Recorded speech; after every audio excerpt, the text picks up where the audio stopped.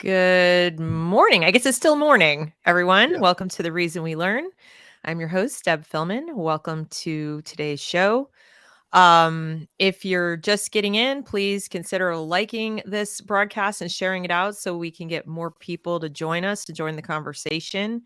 I have a great repeat guest today. I have Adam B. Coleman with us of Wrong Speak. He is the author of Black Victim to Black Victor. He's an op-ed writer, public speaker, host of a Good Faith Space, which I was fortunate enough to be invited on one time. Yep. And that's a Twitter space, by the way. And he's also the founder of Wrong Speak Publishing. He was born in Detroit, raised in a variety of states in America, and he writes openly about his personal struggles with fatherlessness, homelessness, and masculinity. And one of the reasons the reason I've asked him to come and talk to us the other day on Twitter was brave enough to bring up what I call the elephant in the room, which is the family component, a broken family component in education. So we're going to talk about that today. And again, please like, share, comment, go get your friends, bring them in here if they're interested in this topic. And we're about to get going. Welcome, Adam. Thank you for having me. Thank you for being here. So you've been writing recently about this topic, correct? I think you wrote something for Newsweek or the New York Post, or certainly a Wrong Speak. I saw you had a piece about this. What made you suddenly say we need to talk about this? I've been talking more and more about school choice, which I think is imperative, which, includes homeschooling, includes, different forms of private schools, charter schools, you name it, including public schools, right? So it doesn't take, in my head, it doesn't take public schools off the list. It just includes others for competition and different variety of what works for kids. And, because some work for kids and some don't. Some children are farther along than others, and some children aren't. So I think it should be put into the power of the parents. They're more likely to be the ones who know their children the best. And I'm perfectly fine with that. Doesn't mean that every parent makes the best decisions or anything like that, but we can't operate on the worst. We have to operate on what's the norm. The norm is that parents make good decisions when it comes to their kids. And as far as schooling goes.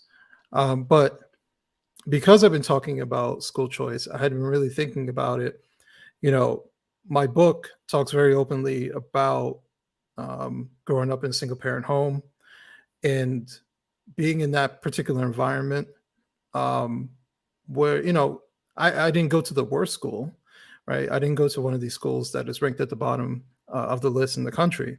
Right. I went to an all right school, at least I would say for high school, because high school is the most impactful for me. And I didn't do that great. Not because I'm stupid, not because of anything like that, but for my mother who's working long hours, coming home, being tired, it's far more difficult for her to get involved in my schooling, right? And as you get older, the expectation gets put more on the child than on the parent, which is understandable to a degree. But because you're a single parent, it makes it far more difficult for you to set educational standards, and not only set it but reinforce it, right? So it's another thing to be like, go to school and do what your teachers say, and then you don't come back to it. Well, what happens if your kid isn't one of those children who's excited about school? Mm-hmm. All right. How do you stay on top of that? How do you go to PTA meetings if you have to work? How do you stay consciously involved in that child's life? And this is why I'm a big advocate for the nuclear family, because it offsets the load, which would be put on one parent, whether it's, because we always talk about single mothers because it's the biggest of the demographic of single parent around a lot to keep that consistent with me. And I wasn't necessarily excited about school. Personally, I was struggling in school. I was struggling to stay interested in school. I was struggling in certain subjects, and it felt like no one really cared. Mm-hmm. Even if I was to bring, some bad grades, my mom would be disappointed, but like, That's about it. Mm-hmm. In c'est la vie, so um and I haven't really said this much publicly, but I barely graduated high school. um I had to take some sort of summer course in order to get enough credits to graduate. Mm-hmm. So I'm not an idiot, but Right. this is coming from a consistency, a mindset when it comes to education from a child's perspective. Mm-hmm. And I didn't really have that. I didn't really have that educational discipline. Um, you know, it was hard for me to study. It was hard for me to focus. On top of a bunch of other things that were going on. So I just kind of see the nuclear family as something that is incredibly important to reinforce how children view schooling. Um, and outside of that, and just using my situation as an example, but just being logical about it, you know, a, a single parent can't be in two places at one time, right? And it is far more difficult to reinforce all these different things, especially the discipline. I think we don't talk enough about discipline. Right. Discipline isn't just like putting a kid in the room and saying you're grounded. Discipline is also um, teaching them how to be disciplined, Right. how to stick with something, reinforcing it, giving punishment when deviating from it, rewarding them when they're continuing it. All these different concepts. So Even modeling and establishing routines. right. And they're in terms of the society in which we live, so the one that our kids are going to need to grow up and function in, Mhm. there are certain rituals and routines that need to be commonplace. I remember reading a book in graduate school by somebody named Tracy Kidder called The Truly Disadvantaged. And Mhm. one of the things that he talked about in that book was how there are so many kids growing up in households where no one goes to a job, like no one works. And so there is no get up in the morning time. There is no go to bed Mhm. time. There is no regular standard meal time. They don't even have an alarm clock in the house. Like they don't see people living on anything like a disciplined routine. So when they have to go to school, which of course requires that, it's like going to another planet. Yeah. So it's not just going from like the home routine that I've had since I was, a little tiny tot and, preschooler and whatever. And now I'm just kind of transferring that routine to another building. It's like at 6 years old, a brand spanking new thing of getting up at 7 o'clock in the morning Yeah. regularly. That's a big Yeah. deal. It's a huge deal. And that's why they say, consistency is extremely important for children. Mhm. And much of my childhood was inconsistent. We moved around a lot. I lived in, was it 4 states before I was 18? Mhm. And we moved a lot even within those states. Homelessness a couple times as well as a kid. So, there's a lot of inconsistencies with myself. A lot of different personal things as far as my confidence and um, you know I looking back at it, I think I had dyslexia as well, which was Okay. hindering me. Just self-diagnosing. I over time, it's a developmental hurdle, but you can get over it. So now, I can read perfectly fine.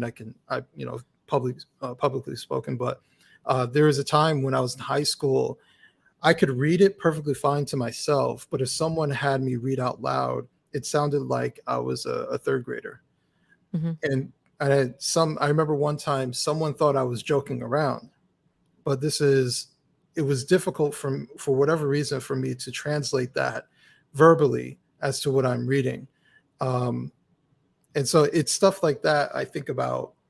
And, you know, could some of my teachers notice that? Possibly.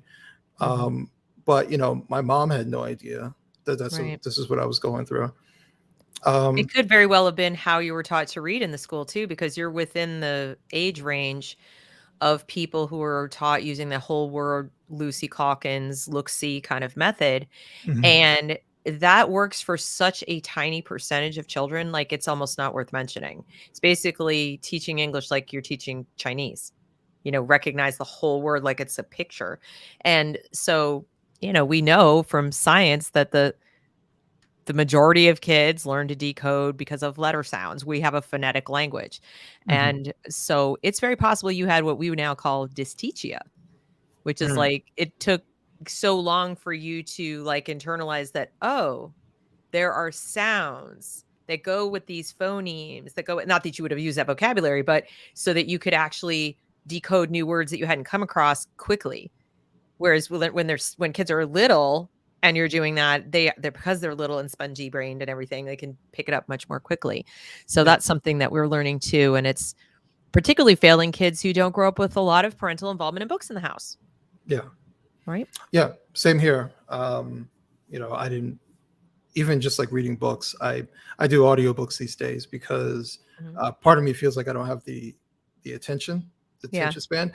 But the other part is, kids grow up with an appreciation of books, right? Yeah. It's like uh, it's a routine, you know. Yep. Um, and Bedtime story. yeah, it's stuff like that. I didn't have that. Um, and my son likes books. He grew up with that.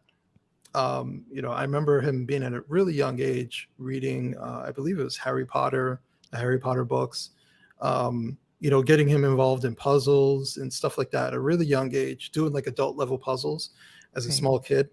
Um, so it's stuff like that. We always kind of entertained him with, challenging himself and education. Um, I'm also really big on pre-K, and I saw that because of my son. He was unsure about going to pre-K, and he had a really good pre-K teacher. And from that moment on, he was really excited about school. And I was like, I see it now. You Right. know, I see how important When you pre-K get is. that good teacher, I mean, and I think what you're also highlighting is the importance of the quality of humans Mhm. that are in your children's lives. So I think we get very attached to systems and processes and buildings and services and things, and we forget that all of those can either be wonderful or awful Mhm. based on the human element. You know, how many Right. times we've been to a doctor's office or a hospital and it was like a nightmare and we just couldn't get no, but you're like, but it was a hospital. Like, so what? It was the nursing, it was the doctors, and it's the same with teachers. So pre-K can be an absolute godsend for kids when you have that caring teacher who's focused on imparting knowledge to this child and making sure they get excited about the romance of learning, and then it's fantastic. Mhm. But if you get a pre-K teacher who's like taking up space, collecting a paycheck and telling the kids go play, or Mhm. where it's like just the same chaos they might have at home but with a babysitter, it's a whole different thing. Yeah. And the other thing is, even though his mother and I weren't together, she actually got married to someone else. So she was a stay-at-home mom for majority, or if not the entire time they were married. So she was able to be more involved Mhm. in what he was doing and all these things. She wasn't, even though we weren't together, she wasn't the single mother who was working and had custody. And, so she was able to be far more involved in his schooling, going to meetings and things of that nature. Um, so, and I kind of saw that aspect of like how much easier it was for her to do certain things and attend to him and be on top of what he is trying to do, Mhm. than if she was to work a lot. Like right now, she has to work a lot. And so now it's harder for her, but I'm involved in his life. So there is a share in what we're trying to do, but it's difficult, because I don't live with him. So, add in the complexity of not having us together in the same home, um, really adds into the difficulty of having consistency when it comes to what he's doing. Right. When I have him, I tell him certain thing, but I don't know. I'm assuming it's being reinforced, but I don't know. Ultimately, I don't know. I have to trust that it's being reinforced. She may be telling him something and expecting that I'm reinforcing it, and Right. then we have to communicate. So it's a whole complex situation. And this is a situation where both parents are trying to actively be involved in the child's life, who are Mhm. co-parenting, who don't have animosity between each other. So Right. add in all those other variables, when Right. it comes to single parenthood and the relationship between the mother and the father and all these other things. It can be an extreme hindrance for the kid. Um, and I think a lot of people lose sight that it's ultimately about the child. Right. And even, if you get like my kids are all teenagers. Mhm, And even when they're older, I'm divorced and so I'm trying to do the co-parenting thing. mhm, But if you're not on the same page as far as your educational philosophy, that can be difficult too. So what I mean by that is what's the education for? So if one person has a very pragmatic sense of the education of like that's to go to college. It's mhm, like you need to get good grades and good test scores to get into a good college, to get a good, like if it's very specific goal oriented and like that, that's one point of view that, by the way, a lot of people share. And mhm, then you have kind of more like what mine is, which is I want my child to be, a knowledgeable, well-rounded, independent, self-motivated, personally responsible, good person and citizen, like mhm. whatever that, however they arrive at that place would be their education. But to me, I'm not gonna know it happened based on grades on a piece of paper or test scores or a college degree. Right. Yeah. So, you kind of even impart different values about what they should pay attention to in school, what they should be concerned about. If one person's like, you got an A, yay, that's awesome. And I'm sitting there like, you don't know where Africa is. Like that A doesn't mean anything to me. You can't even place these 10 countries on the map, and you're, 15. Like Yeah. that could be, I couldn't care less if it's an A, right? So, and I don't mean to diss the people who are very excited about the good grades and the good test scores. I'm just saying that as parents, if we have a different viewpoint, we need to kind of get on the same page so that our kids aren't like, what am I supposed to be doing here? Right? They're going to take it from Yeah. us. And I also, I think, and this is a situation happening for my son, like he's in a school where I personally think he's not being challenged enough. So he may get a good grade, but we all know that some teachers like encourage and make it easier and try to push, kind of fluff the situation. So, Right. but he's not being challenged enough. And I think for kids who like to be challenged a little bit, they might get bored. So it actually creates the opposite effect. Right. Um, so I think, just personally speaking, I think that's what's happening a little bit with my son. Sorry about my dog. That's okay. She's Now, in your articles recently, you've specifically used the term and you've highlighted the importance of family planning. You've actually used that verbiage. Can you talk a little bit about that and what you mean by that? Because we talk around broken families or the sort of the nuclear family's been split up. You're co-parenting, or maybe there's a single parent situation. What do you mean by family planning in that respect? So family planning to me is just having the conscious decision as far as how you're approaching building a family. So family planning includes if you want to get married, uh, if you want to get married, how are you going to approach it? Are you going to have children afterwards? Are you not going to have children? It's planning out your relationship and your family process. Right. But generally speaking, most women, or I would even say most men, want to have children. So they should plan it out like it is important. Right. We talk about planning out what college we go to, planning out what our career is going to be. But family, I think the way we look at it these days, it's just like a byproduct that just kind of happens and everybody's just an accident. Right. And sometimes accidents work out fine, but if children are important, why wouldn't we want to plan out how we have children? Right. And, you know, I didn't have this mindset when I was younger. I just told you my childhood, Mhm. but now I do have this mindset. Um, and so my whole thing is saying, I don't want this to happen with my son, which is why we've gone over all these different things. And, he's 16 years old now, so we can have more adult-ish kind of conversations. But I don't also want to be complicit in not saying anything. I think it's very obvious. When I talk to people who are struggling, or I look at examples of people who are struggling, and I look, they got multiple kids, right? They're struggling because they didn't plan their family properly.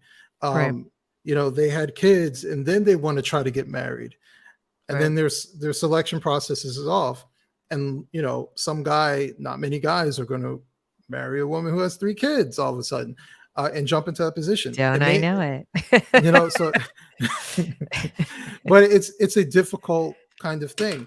And also, just to clarify, when I say single parents, I'm talking about people who were not married, and not, sometimes people throw in, people who went through a divorce. I'm not talking about them in my book. I'm not talking about them. Relationships break up, things happen. That's not what I'm talking about. At least there is the attempt to try and have that nuclear family.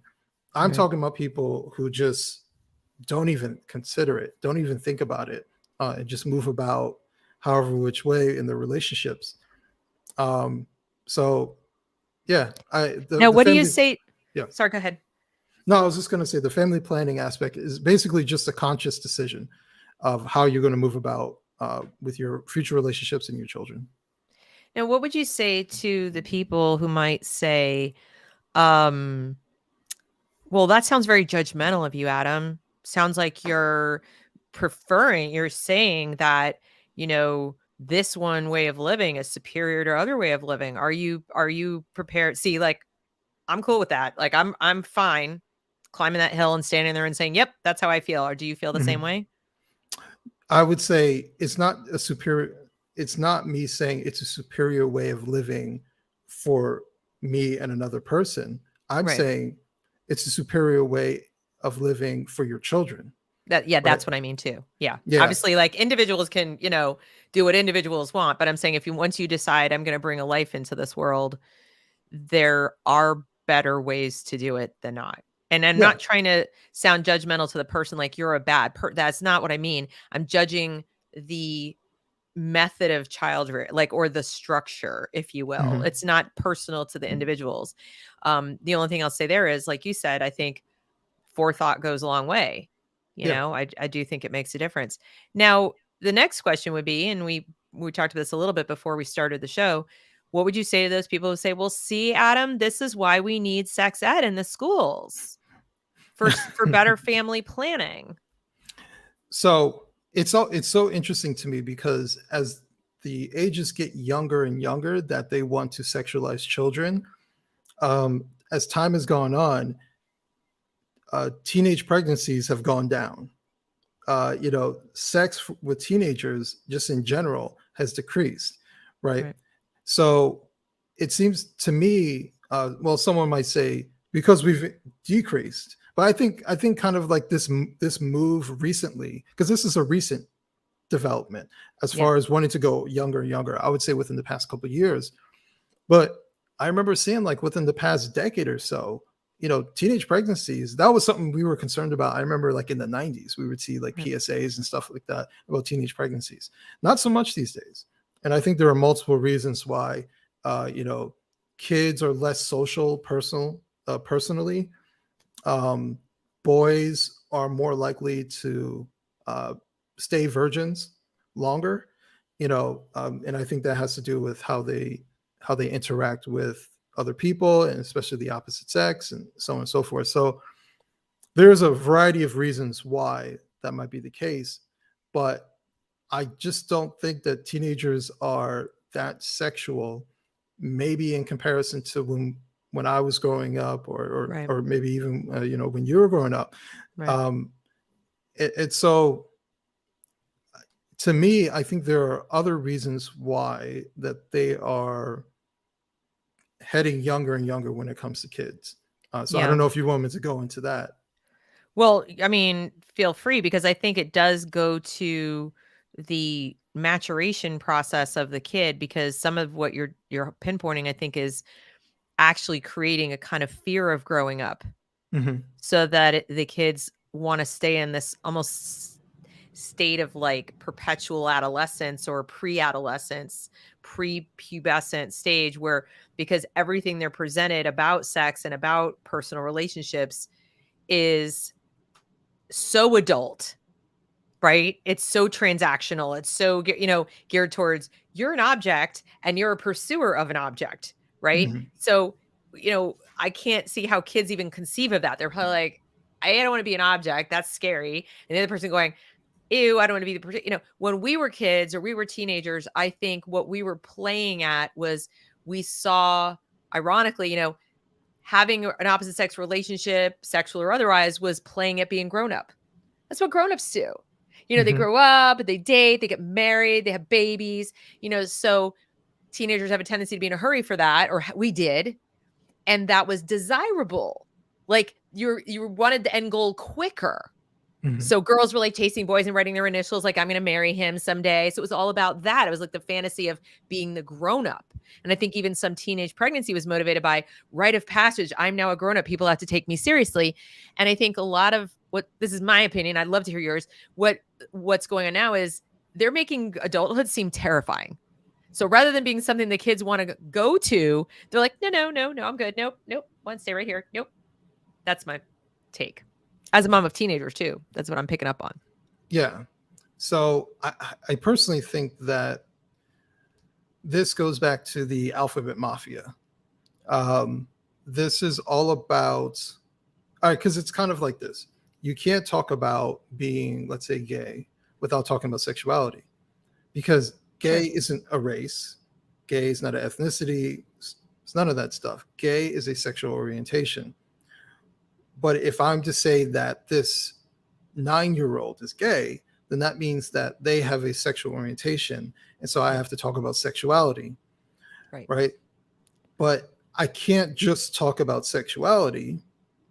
I have to, for gay people or something of that nature, I have to talk about all sexuality. So I have to make it all encompassing when it comes to sex. So we have to introduce the conversation about sex.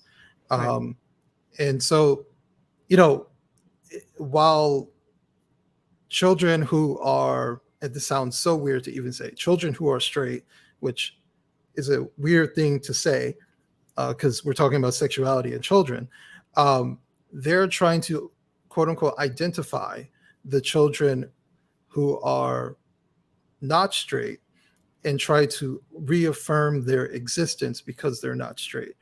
And my question is, how are you? Oh, man, I'm trying to really think of the right question to place in this. I always just think it's strange that that a prepubescent child is of a particular sexual orientation. There's a reason why we don't get into these particular discussions at a particular age. It's because they're not sexual, right? Part of the conversation that you saw online was someone talking about an 8-year-old. And my thing was, if your 8-year-old is constantly masturbating, call CPS. Because these are signs that a child may have been sexually abused, may have been molested. I think about, and this sounds a little bit weird, but I think about Different Strokes and other shows that would have the special episodes, right? Talking about a serious topic. And in Different Strokes, they talked about child molestation, but they talked about it in a weird kind of, television way back in the day, where the guy owned a bike shop and Arnold went in there with a friend and he said, "What are these magazines? These women have no clothes on," like completely innocent, childlike. And basically they showed how the guy was grooming the kids by showing them pornography, by introducing sexuality, by saying, let's go take a bath and take our clothes off, right? Trying to slowly groom them into feeling a little bit comfortable to the point where, they're not going to say anything because, the kid consented to it. It's a weird way of And it's been normalized, like you said, like little bits at a time, to where it's like, oh, it's perfectly normal to show you porn when you're in elementary school, and it's perfectly normal to do this, and it's normal to do that, so that the child doesn't feel like anything is off about it. Their natural boundary of like, that's grown up stuff, that's adult things, I shouldn't be looking at that, I'm not supposed to see that, it has been removed. Right. Right. You remove those barriers, or like anyone who says childhood innocence is a myth, I have high skepticisms about. Like, you're Yeah, up to something nefarious here. right, Um, but it's that removal of childhood innocence, that saying, like, that's just not for grown-ups, that's for you too, it's for everybody. right, Sexuality is a, there's no age limit on sex. right. um and But so yeah.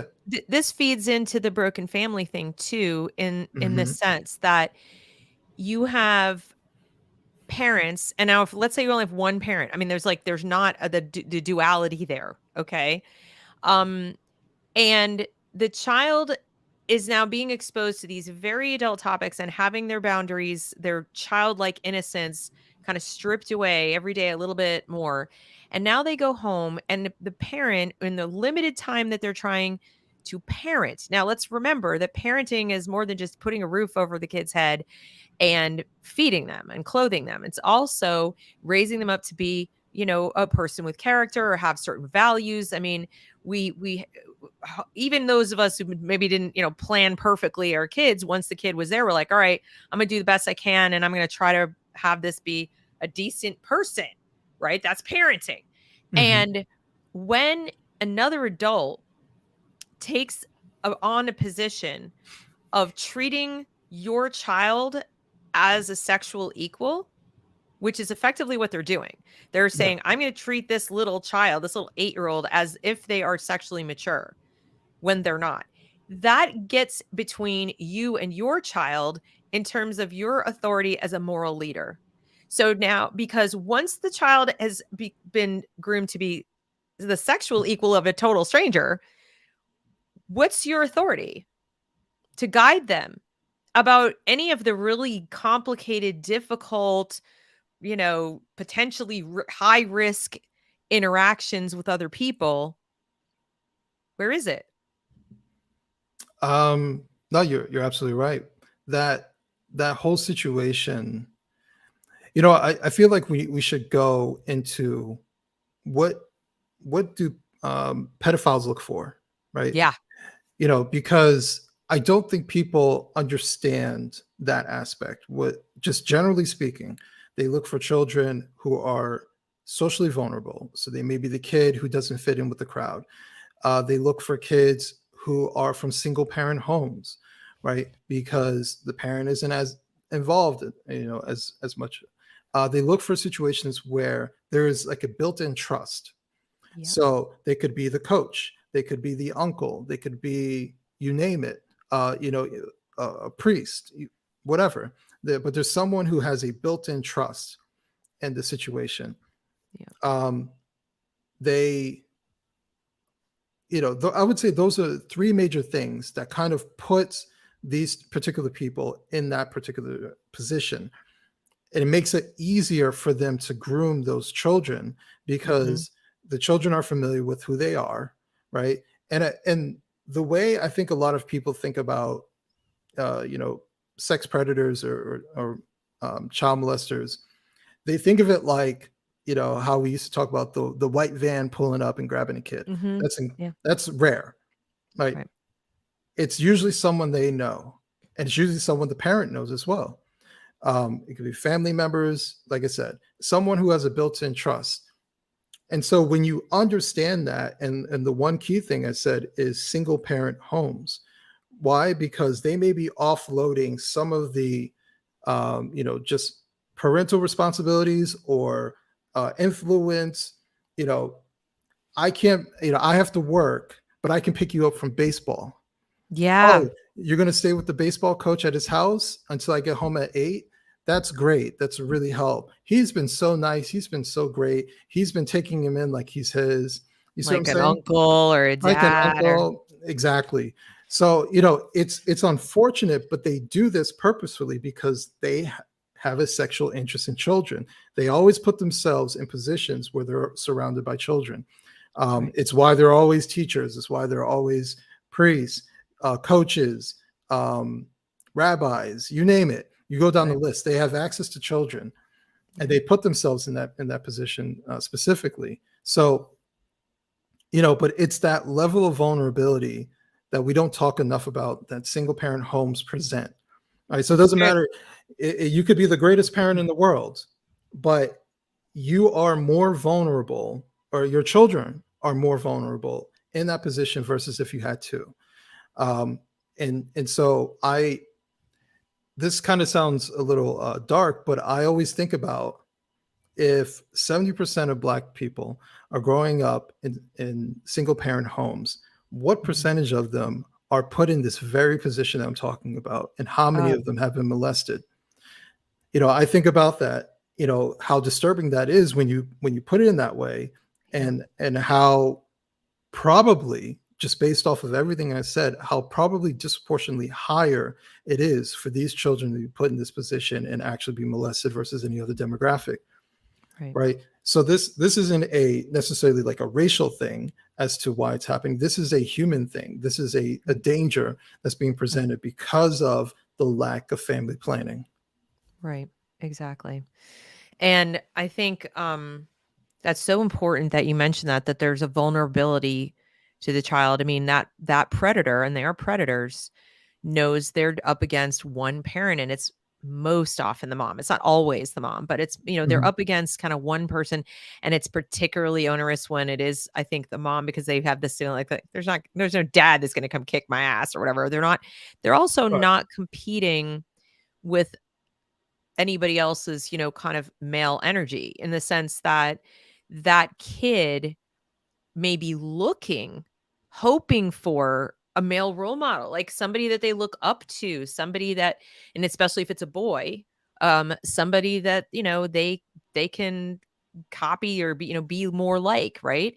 Mhm. And when it's a girl, we know that a girl's self-esteem derives pretty heavily from her relationship with her dad, especially in the early years. Like, how much dad might, seem like a protector of her, and that's, I hate to sound, sexist, but that's the reality of the situation.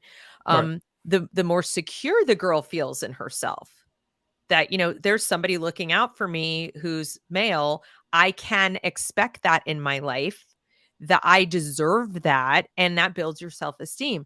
When dad is absent, when dad is distant, especially emotionally distant, you end up, it's almost like a Hollywood contrivance. They'll say, daddy issues, and that you see it played out in movies, movie stars, whatever. This isn't, Mhm. that didn't come from nowhere. Right. And so these predators are wise to this. And like any predator in the wild, they can, like, I've always wondered, watching those Wild Kingdom shows, like, how does the lion know which is the sick wildebeest, right? Like, from half a mile away, because they know that their priority is to know. And it's the same with this type of person. And this isn't, like I said, it's not rocket science. So the the more broken up the family is, the more at risk the child is even for this. So I don't know that having more sex ed in the school is helping family planning versus potentially exposing the child to grooming. Yeah, absolutely. The family planning starts before the family is formed, right? That's essentially what it comes down to. Right. Um, you had mentioned something, and it made me think about it, as far as how predators seek out their prey. While the child is the prey, so are the mothers. And there's a lot Yes. of situations where single mothers are specifically targeted, for dating, right? Yes. They become the quote unquote stepdads. They become mom's boyfriend. They get access to the home. They sleep over, right? And then all of a sudden they have access to the child. I remember watching Dr. Phil. I can't remember the statistic, but the statistic of having a man living in the house that's not married to the mother and that's not the father of the children, as far as the likeliness of them being molested, goes up exponentially. Like it was a ridiculous number that was given.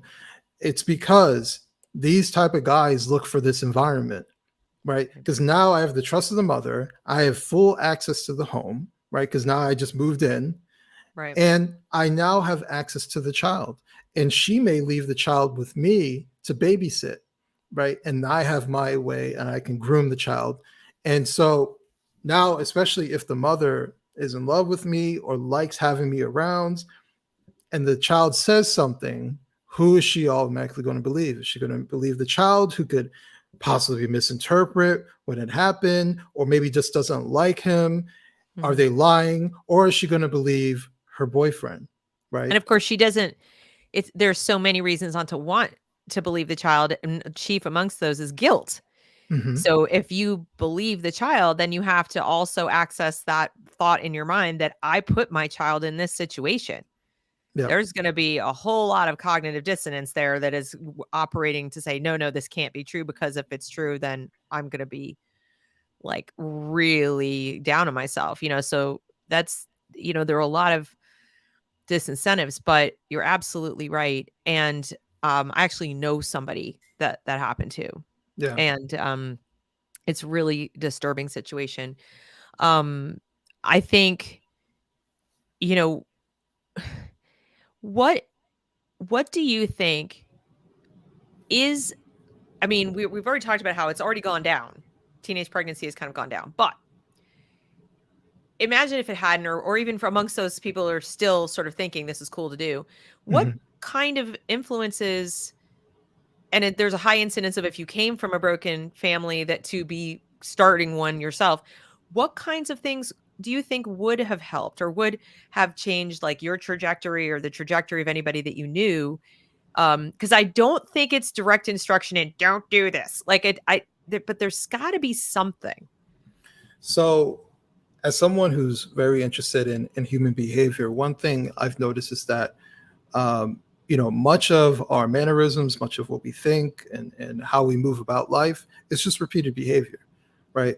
And so your parents are going to be your number one source for your initial learned behavior as a child, as you grow up, and the world around you becomes normal. I've asked the question: if everyone around you is poor, are you poor?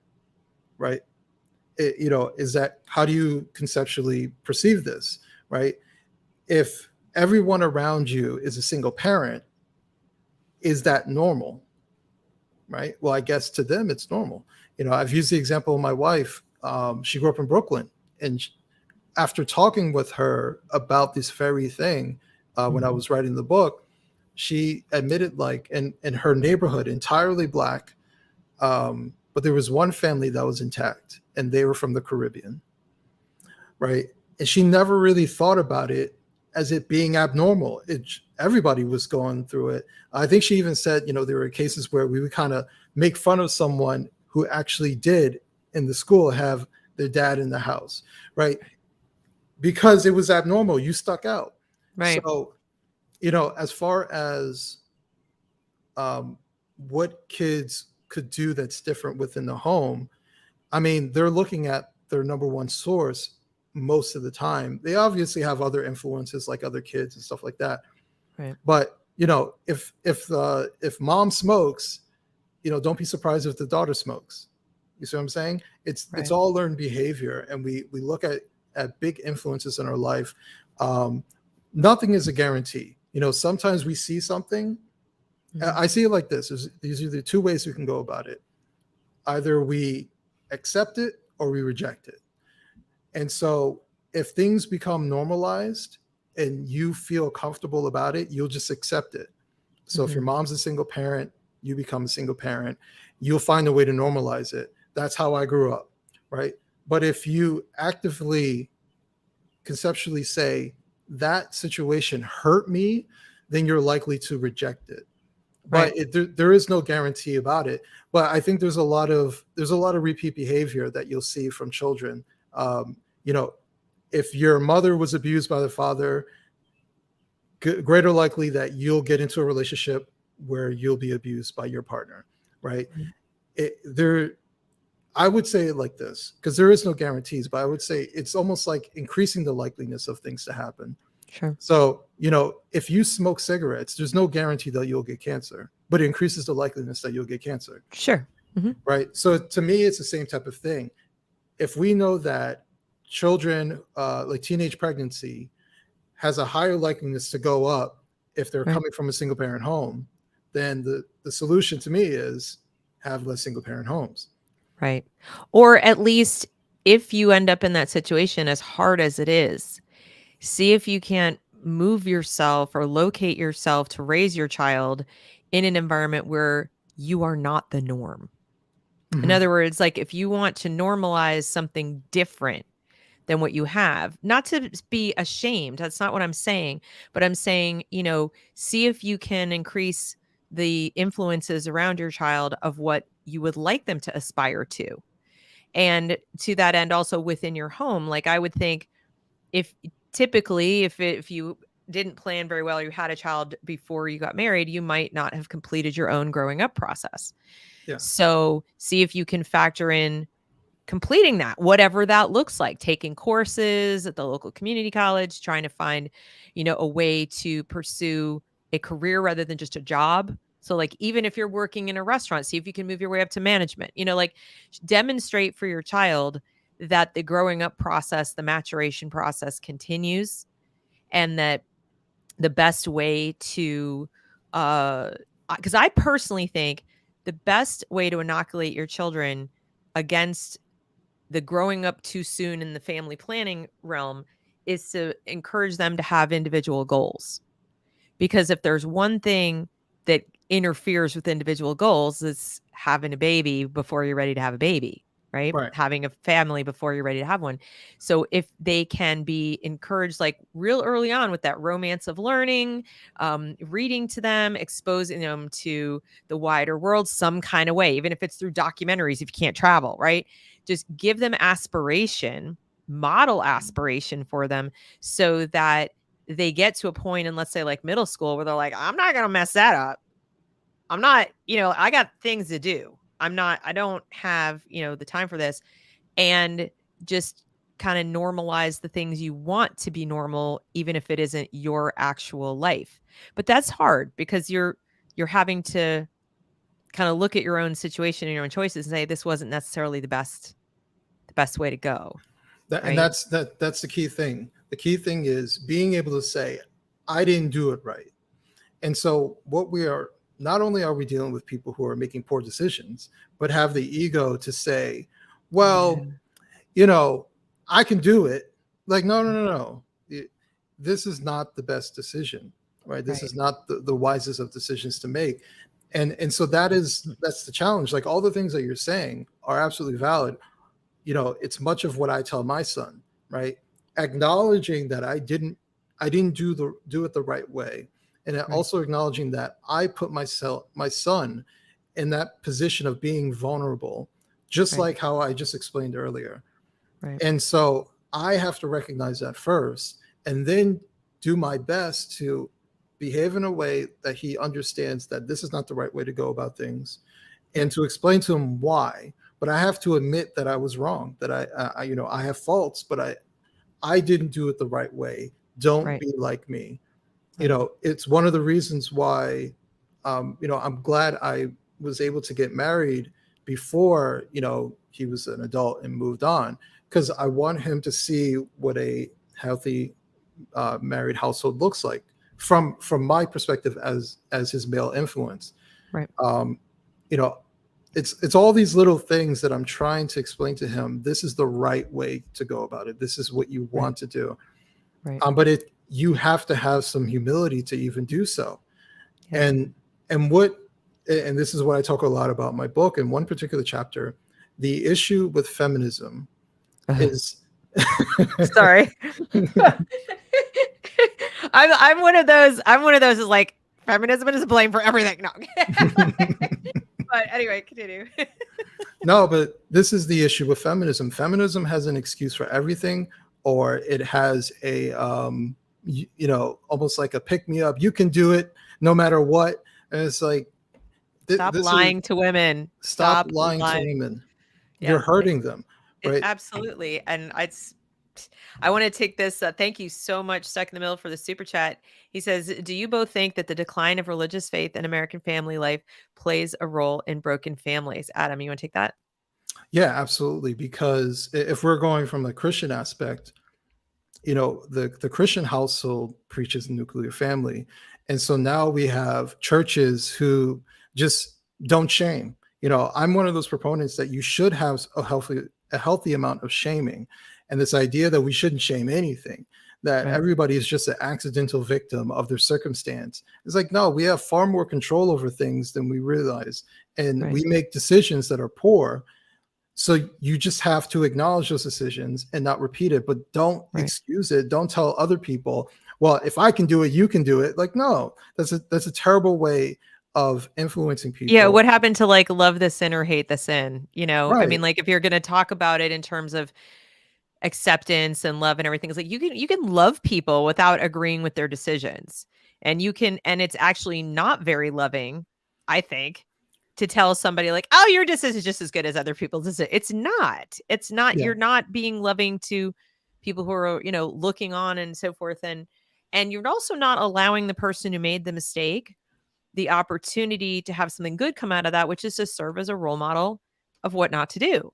That can Mhm. actually be an opportunity for them for redemption, in my personal opinion, to be like, I did this thing and I'm making the best of it. I'm taking responsibility. But my personal message to you is don't do this. That I think goes a long, long way to making up for the negative decision because you're now helping other people to not go through it. Like I try to do that in my life in general about so many things with my kids, whatever. I'll be like, don't here are some of the biggest mistakes that I made. Now you'll do Mhm. your own thing. Obviously, I'll tell my kids like you're you and I can't control your life. You have free will. But I'm not going to pretend I'm perfect and I'm not going to sit there and tell you, I haven't made some real doozies. And here's what I learned for them. Take it, do with it what you will. That to me, I am glad I have that to give them. Yeah. So I think we look at shame in like the, really bad way, like bad person. And I'm thinking of it more in terms of um a mixed bag, kind of like personal responsibility, ownership, and redemption, right? Role modeling. Yeah, and I think the shame can come from in a form of, that's not a good idea, right? Right. Like it Exactly. doesn't. That's it. It's not. We're not, tying people up and burning them up at the stake. Like we're just saying, you want to come to our church, that's fine, but we have a level of expectation of people, Right. and so don't come here if you're going to behave in this particular way. If you're going to Right. come here, we have a level of expectation. Um, Right. for the type of behavior that we're allowing here, but by saying nothing, it Right. allows for everything. Right. And much of what you said comes down to the dirty A word that we don't like to say anymore. It's accountability. Exactly. And you know what the thing is about religious faith, whichever religion you choose, and even for those who are agnostic or don't have a specific faith, I think you need to acknowledge, like, I think it's important to acknowledge the role that that plays for the people who have it. And Mhm. because you may not have it, you may be agnostic, you may be atheist, whatever, but remember that these faith groups are community. That is real community in the sense that you chose it. It Mhm. has their shared goals. There are shared goals that are pursuing human thriving and success. Okay. The people care about each other. Again, it's by choice. This is free will that they're doing this. It's not, I don't see school as a community because you're compelled to be there. That's more of like a network that you're assigned to. But a Yeah. church is, people even talk about it as like a family. Same with a synagogue, same with a mosque, whatever it is. You are setting your family, even if it's just two people, you and your child, you are creating community for your child. And even though obviously you do need to be on the lookout for people who might want to use that structure in a negative way, we talked about that. You also have all these other people, right, who will be looking out for you and there for you, there for your child. And something that was brought up on a show of mine the other day, I recommend to everyone. John Wilson and I sat down to talked about math education, and he works through a church. And Mhm. he said that his pastor says that education is part of their ministry. And that really stood out to me that, if you're going to be part of a community, faith-based or otherwise, don't leave it all to school, like, or some institution that's very impersonal, et cetera, and really ought to be geared towards like the academic pursuits, right? if you want to choose a values-based community for yourself and your child, there should be an educational component to that. You can't just like show up one day a week and kind of listen and sing and things and go home. I mean, you want to impart values, and you want to, and you need help, right? You need help with that. I think even two-parent households would like help with that. We used to have grandparents, aunts, uncles. We used to have the whole extended family. That's not the case as much. We're very mobile. We move around. We're atomized. But I think the decline of religious faith is not just a decline in faith in the divine or faith in something larger than myself or a sense of obligation to a higher purpose, but it's all of those, earthbound things too. Community, fellowship, values education, character education. It's no mystery to me why schools are going, well, I guess we better do it now. We're going to do all the character education, and we're going to do all the mental health work and all this kind of stuff. They're filling a void. I mean, they're not 100% wrong that there's kind of a void here because of this decline. And it used to be filled with these communities, in my opinion. I'm trying to think. You said filling a void, and I don't think you're wrong, but I almost want to like possibly reword it. Okay. They're taking advantage of a vulnerability. There you go. Yep. Nope. You're 100% right. Because it may not be a void, but there is, I think, a human need for belonging. Yeah. And a human need of feeling like you can answer questions, or at least pose them in a friendly environment of like, why everything? Like, why am I here? What is the point of all this? And when you're all alone doing that, I think it creates that vulnerability. Yeah. And this is, the root of all the things that we're watching, especially within the past 2-3 years. This is a neo-Marxist movement. Yeah. And so all the things that we're talking about it's about dismantling systems, dismantling the norms, like queer theory. People get confused with it, and it's purposefully confusing. It's because it's about dismantling norms. It's not necessarily even too much about sexuality. It's about, it's why someone could say I'm queer and they have a beard and wear a dress, right? But they're not trans. They're just saying I'm queer. I'm dismantling the norms of what it means to be a man and a woman. And so, it's that kind of thing. But this is all neo-Marxist nonsense that's masquerading as being beneficial to our kids. And so that's why I go back to the alphabet mafia, and not necessarily people who, because I think there's a difference. The people who are gay or trans or whatever their sexual orientation, and right, the alphabet mafia who are just activists, right? Right. Who are militant in their activism, to a point where it's almost religious-like. If if you told them that they would get, X amount of virgins if they blew up the school to save humanity, they'd probably do it, right? That's how fanatical they are. So it's that kind of threat that we have that's being presented. I'd written about this before, and I was just thinking about how, when people are presented with a problem, then our natural inclination is to look for a solution. So, if we talk about George Floyd, for example, George Floyd became this moment where we said, oh my God, maybe we do have a problem. And then that's when the DEI industry, the neo-Marxists, they were all ready for a solution, right? But now we just became vulnerable. We became so open to a potential solution, because it's not just Black people, it's these people, it's these people, it's these people. And you just went down the list and just allowed all of that stuff to really just proliferate within our schools, companies, you name it. Right. And so, yeah, that was our vulnerability. They found that one moment where, an election year, COVID, and then George Floyd all happening at one moment.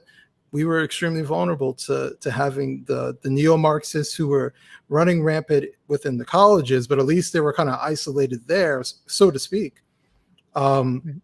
and to become normalized within our society. It's why we say white supremacy like it's a phrase that we've been using for the past couple decades, and it's not.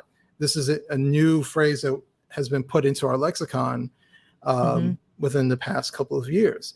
Right. Same thing with white privilege and all these other things. This is Marxist jargon. And much of the things that are being directed at our kids when it comes to sexuality, this is all Marxist nonsense. And yeah, I'm sorry. I'm going to ask a controversial question, but it's Go one for that it. it's been plaguing me since I saw Shelby Steele's movie about Michael Brown. Mhm. It is my opinion, and I want to see what you think of this, that there's truth to the notion that white people or white policymakers and politicians and supposed helpers Mhm. decimated the Black family in America. That is my educated opinion in terms of things I've looked at historically about the development of Black communities after the Civil War and after Reconstruction, and even after the Industrial Revolution. We had a thriving Black middle class. You had actually rising Black home ownership.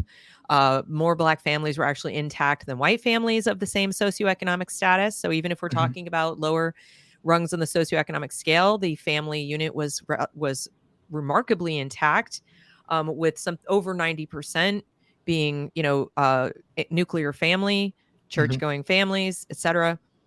And then came the Great Society programs, aid to women with dependent children, housing projects, tearing down homes, eliminating equity, things like that, all in the name of help. All of which, by the way, are absolutely socialistic and communistic. I mean, consistent with Marxism, Mhm. specifically consistent with Marxist ideology and the Marxist sense of the family and society.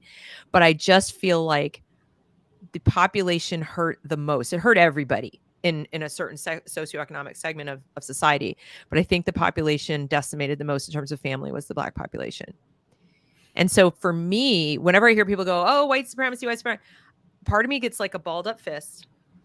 And I get really mad because I'm waiting for somebody to be accountable and take responsibility for the Marxist message and how it is the opposite of what is actually needed to Mhm. help people. If you're claiming, oh, I want to help the marginalized and the this and that, like, you're doing the opposite because you're validating things that are contrary to human thriving, that are not good for children, that just perpetuate a downward trend rather than repairing what was broken.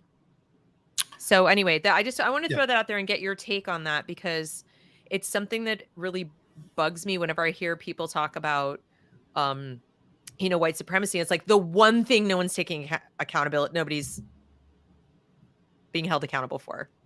It's like, that wasn't, I mean, there were some Black people involved, obviously, but it was largely a group of like intelligentsia, white liberal type of people. You'll see them in debates with Thomas Sowell, and he'll be like the only Black person in the room Mhm. talking to some of these people and saying, you have no idea what poverty is like. What are you talking about? Like, and they just basically tell him, like, shut up. Yeah.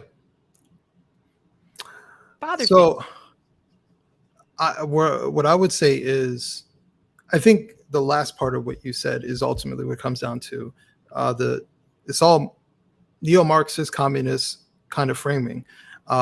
You could look at the influence of Michel Foucault, and her name just escaped me. She was a big activist back in I think it was in the 60s. Um, Her name I had it, just went away. Activists in the Um, 60s. yeah, yeah. Oh God, I don't know. I don't think it was in the 70s. I think it was the 60s. Female. Yeah. Don't know.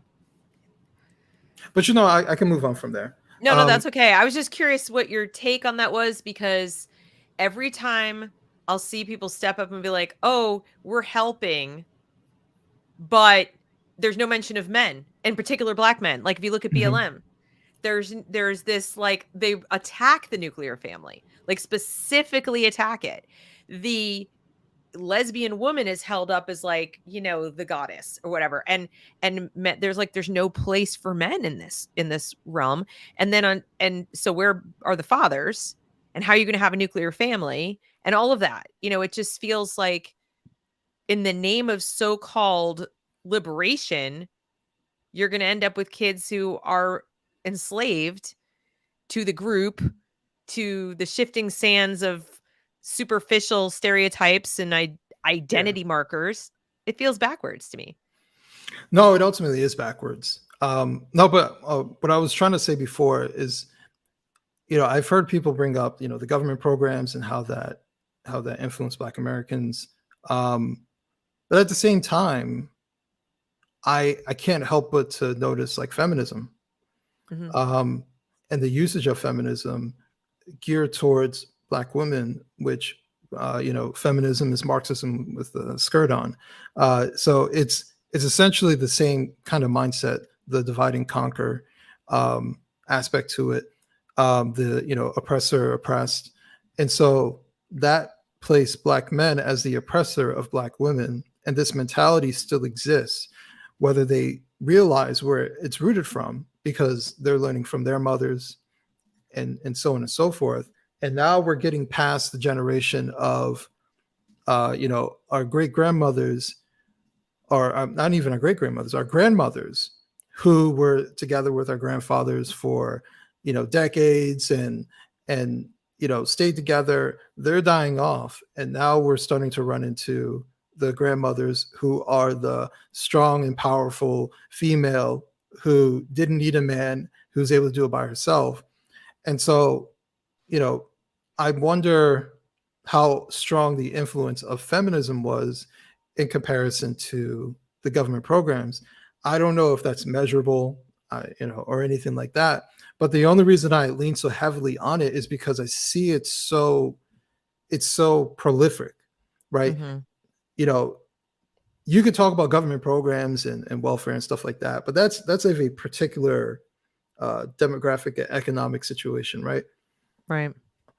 But I can look at wealthy Black people, wealthy Black women who have this same mindset, right? Who still believe that they're oppressed, who Mhm. still look downward at men, and specifically Black men. So this is cross economics, you know, so on and so forth. And I say, if the most economically privileged people of a particular demographic can still think that they're being oppressed, then God, that's a pervasive mindset. I would imagine that's probably the strongest thing that's carried over from generation to generation. And like I said earlier, humans repeat behavior, right? And things become normalized. So they didn't just show up in college one day to get their degree, and they were introduced to these ideas and became feminists.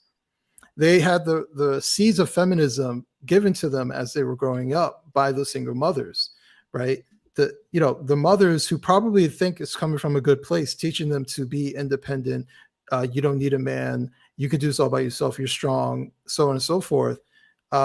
Feminism just finished the job if they went to college and got exposed to all these different types of studies, even like African American studies at times, is basically just Marxist nonsense. I mean, the Marxist mentality is everywhere. I was talking to a college professor in linguistics, and he showed me some of the stuff that they're talking about at a conference. He's like, "What has my what has my profession turned into?" Um, it's so downwardly derogatory, even though it pretends to want to help, Yep. right? That's what Um, I hear. I mean, to me, everything I hear is like so insulting and negative, and literally inculcates the habits of depressed people. mhm. It's like telling you're telling people, like, you're a victim, you're a victim, you're a victim. Now, we have somebody in the comments who's saying blacks are happy to be victims though. I would say I don't know that I would use the word happy. I would say there are people, there are individuals who see the marketing potential of, supposed victimhood, because right now it's social currency. At this Yeah. moment in history, victimhood is social currency. You wrote a whole book about it. Maybe you could touch on that, for the specific members of our audience right now, because I think what happens is people see certain behaviors and certain, verbiage, people talking in certain ways, and they think that that equates to people liking it that way, as opposed to they don't know any different. If you're brought up from a very young age that this is who you are and this is the problem and this is how it is, you're indoctrinated. So you've been indoctrinated to believe that all of the things you don't like in your life are the result of this reason.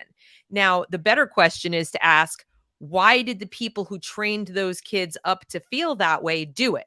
Hmm. Was the gain for those who said, you're a victim, you're a victim, you're a victim, you're a victim? Oh, well, savior complex, political gain, power. If you can have a small army of 13 or 14% of the population, and I'm obviously exaggerating, it's not all, but like, okay, let's say it's 11% of the total population is black, who Hmm. laps up the easy scapegoat for their problems. Who's benefiting the most? Where's the real benefit? It's the white politicians who sold them that shit, and black politicians and black civil rights leaders and whoever else, race baiters. It doesn't matter. I don't think it goes specifically by race. There are bad actors, and then there are people who just lapped up their bad intentions. Okay. And so they're trained to think like that. That's my take on it, is no one's ever said otherwise. And if you also have broken families, so you don't have a parent going, that's BS, you're responsible for your own crap, blah, blah, blah, blah, blah. Don't listen to them. They just want you to be them subservient little sheep. Where are you going to get it from? Yeah. Um, so I have so many different areas where I could go I with know. It's like, it. this person is not technically wrong in the sense that, kids Yeah. are on TikTok calling people snow roaches and all kinds of horrible racist things. They are using genocidal language. They are attacking kids and saying this is because of slavery. That just happened a couple weeks ago.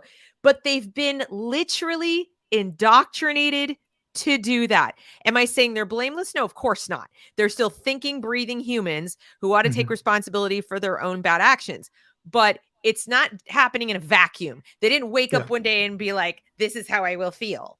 There are people who taught them that. Yeah, absolutely. And so that's the interesting part. As much as there's a racial component to this, it's a class issue. Yes. Because you had mentioned the civil rights leaders, and I said this before. Black Americans are the only Americans that are expected to have leadership, right? Right.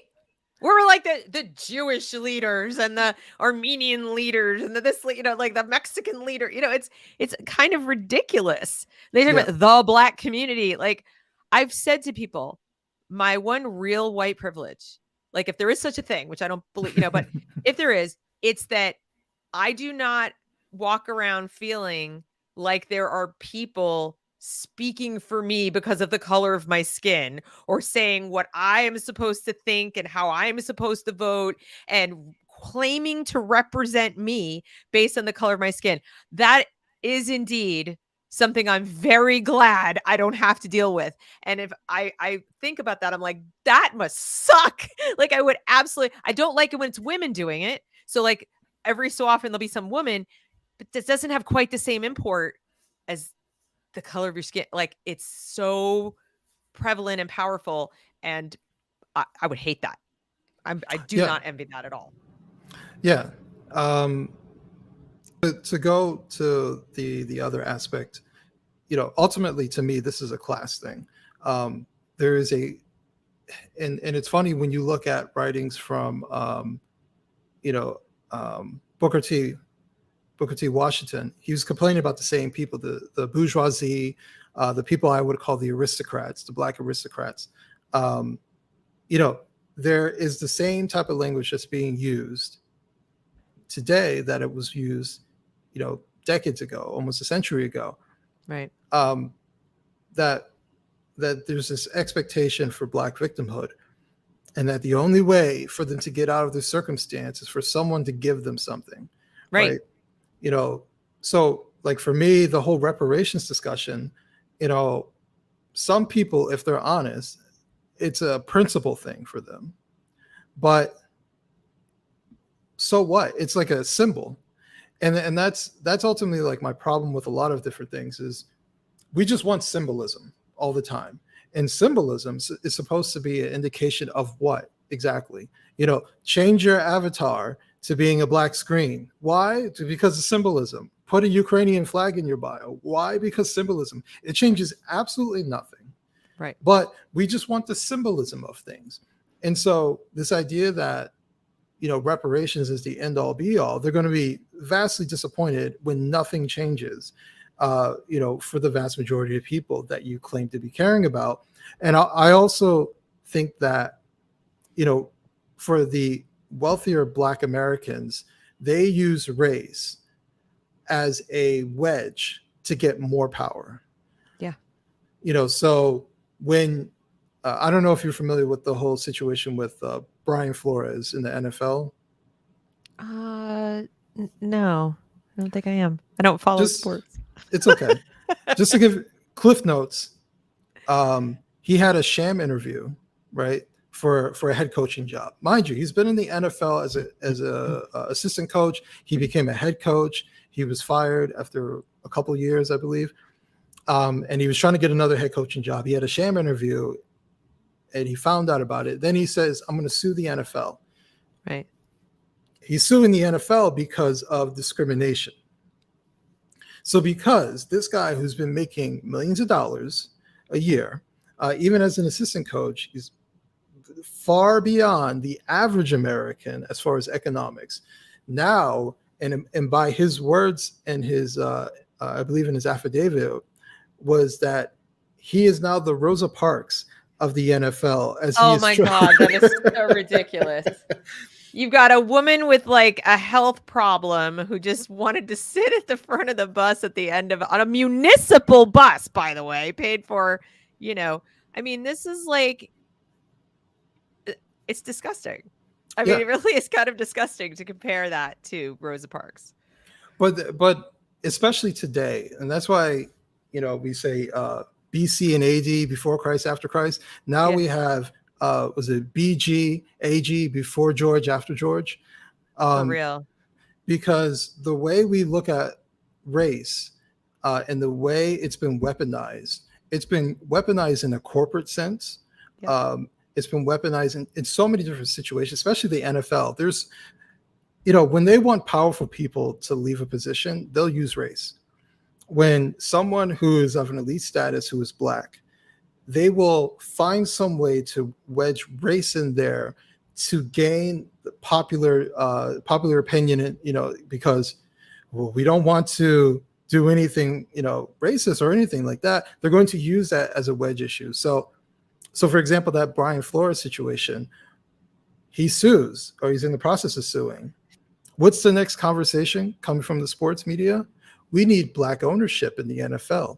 And so they're publicly saying we need to force out a owner, right? So they're going to look for anything to force out a particular owner of the NFL, a billionaire. They're going to try and force him out and get him to sell it to someone who is Black or an ownership group that is Black.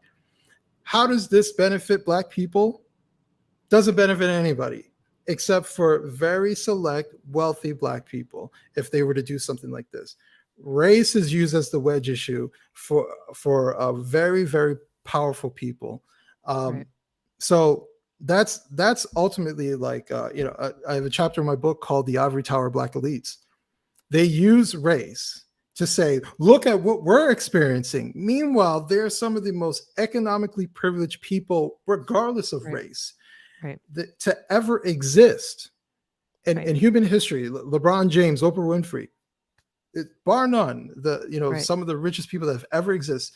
The idea that LeBron James's life is anywhere near close to my life, and that we have more in common than, let's say, me and you, is ridiculous just because we have the same amount of melanin in our skin. Well, there are 7 ethnic groups ahead of white people on the income scale in America right now. Yeah. 7. It's not like 1 or 2, and I think 2 or 3 of them are at least brown. I mean, a couple of them are Black African from different specific country areas that have just come to this country and just been like, done amazing things and, climbed to the tippy top of the income ladder. You've got Indians, you've got, people who are of Asian descent. You've got people from all over this world who've come here. So we're also talking about people who are first or second generation Americans, and they're brown. And, so it's absolutely absurd. So when you talk about, the symbolism, and then somebody in here is, mentioning double standards, of course, double standards and contradictions abound when you're talking about any of the progressive ideologies. They don't hold up. I mean, they just fall apart the second you start scrutinizing their internal contradictions. Yeah. But when it comes to the education of children, which is basically my primary focus and what we were, kind of trying to talk about with school choice and everything, the problem I see is that as long as there are these people who are going to tell specifically, Black families, Black parents, etc., that they and their children are victims, and that the solution to their victimhood is not choice. So you would think, right, that if you're trying to sell the narrative that there are these, historical victims and the whole system has been racist, whatever, you would think first thing on the docket would be, so we're going to give you the option to get out of the system because we can't improve, we can't, anti-racist the system quick enough to make reparation for all those generations of racism right up until George Floyd, right? So, they're selling you on this lie that nothing's gotten better since forever. Okay, it's still Jim Crow. It's just Jim Crow Part 2, according to Joe Biden. Right. And then, but you're like, okay, so can I have choice now? Can I take my kid or my dollars to a different school, to a parochial school, to someplace else? Can I get a child credit that's for education? Can I do this myself? Oh no, we need you to stay in these schools and blah, blah, blah, blah, blah. And it's like, that doesn't really go together. That doesn't make any sense. So while I agree with you that like school choice is not the panacea by any stretch of the imagination. We need stronger families and so forth and so on. But parents, period, not just Black parents, parents, period, need to have options. Because to your point, especially if they're coming from a situation where mom is working crazy hours, imagine this, a co-op or micro school setup that's specifically designed for single parents in a neighborhood, in a community where that's a prevalent thing. Okay.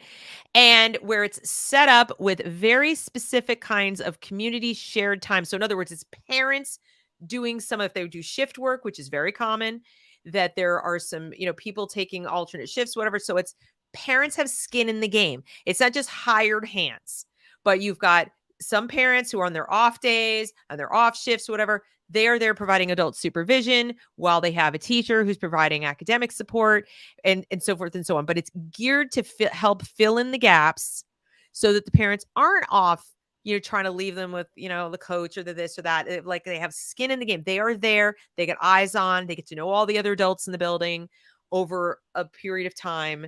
And I mean, like, I'm just saying, like, imagine the solutions we could come up with if we could free up the dollars from being committed to this one specific setup that is cookie cutter, one size fits all, and doesn't really work for all kids and all families. It doesn't work. Like, to your point, there are legitimate difficulties. Now, the hazard of that, of course, is we don't want to make it so cozy, easy that everybody goes, I can just have a kid. There's the single parent school. Like, that's always the problem. You want to help the children without the moral hazard of validating that was just an equal and wonderful choice as being in a nuclear family. And that's the one that I struggle with, right? Well, I think that's why, my whole thing wasn't to say, school choice advocates are wrong. It's to say, I completely agree with school choice advocates. I think we need school choice. but we also need to talk about the elephant in the room. Right. It's that kids from a particular household situation are going to lack these particular mindset, more so than kids who are from other household situations. So it's not necessarily a racial issue or necessarily even an economic issue so much. It's a household intact issue. And granted, because we talked about this before, I will say this: not every household that's intact is a good household, right? But Exactly. if you know that intact households lead to the best potential outcome, not having an intact household doesn't get you the best potential outcome. Right. So, at You're least, automatically starting off. right, you're starting off behind. Right. So, Exactly. so that's been my thing. Yeah. That's why that's been why I wrote the book talking about single parent homes, because it's taboo to even talk about. Right. Because it comes off as you attacking women or attacking mothers. You must hate your mom, that kind of thing. Or you must be pro-abortion. Or yeah, well, I mean, but you know what I'm saying? Like people, I don't mean to but that ends up being. I'm sure you've gotten that, right? It's like, I well, so actually, no, you haven't. I not directed at me, but I've heard Oh, that thing. It's like, well, then it's almost like if you don't, it's such stupid reasoning that it's hard for me to I talk know, about. right? It's hard to take it seriously, but It's like, all right, well, if you don't want them to be single parents, then why won't you kill their babies? Like, do you hear how idiotic that sounds? yeah, it's like, so murder's okay because I mean and there are a lot of people who hear that and they recoil and they're like, how can you say that? Like, because it's true. It's Yeah. like, I mean, there's the political debate and the moral debate, and Mhm. for a lot of us, I think you're in the same boat as me. The moral question is settled. Like, we're, in our opinion, it's, you're murdering, you're killing. So that's it's not a popular thing to say out loud for in today's world, but I think it is such a false assumption that because you support the nuclear family and you think that that's the best start for a child, that you would necessarily want to see the babies or the unwed mothers aborted. No. Yeah. It's just No. less than ideal. I mean, what we would like to see is for that to be also part of, what you were talking about before, of the shame component, or the component of like, you have, make good decisions first, right? So you don't have to make these choices. And instead of having it be like, this is always an option, which is basically how it's sold right now. How about let that not be an option, even if it is legally and all that kind of stuff for you? Let Jiminy Cricket sit on your shoulder and go, not an option. Would you Mhm. change your behavior? Knowing, because that's how it was for me growing up. For me, even though I grew up in a time period where 70s and 80s, people would get abortions. It wasn't as open, but people did. But for me personally, there was the little thing on my shoulder going, this will never be an option for you, so live accordingly. Mhm. Make your decisions accordingly. So that's what, if parents taught that lesson to their children, and if we as a society taught that lesson to our children, is like, just because, I mean, lots of things are literally options, but you're the one who gets to decide if it is for you or not. Right. Right. And just because something is legal doesn't mean it's moral. Right. Right. And you have to make this distinction. Slavery was legal. Yeah. Was that was that moral to do? We would say no today. So Mm-mm. there's a distinction between the two. Right. I just think it's a absolutely silly argument. If anybody is using that argument to say, well, then we should kill babies. And the funny thing is, this is how radical the left is, or at least the radical end of the left, Right. right?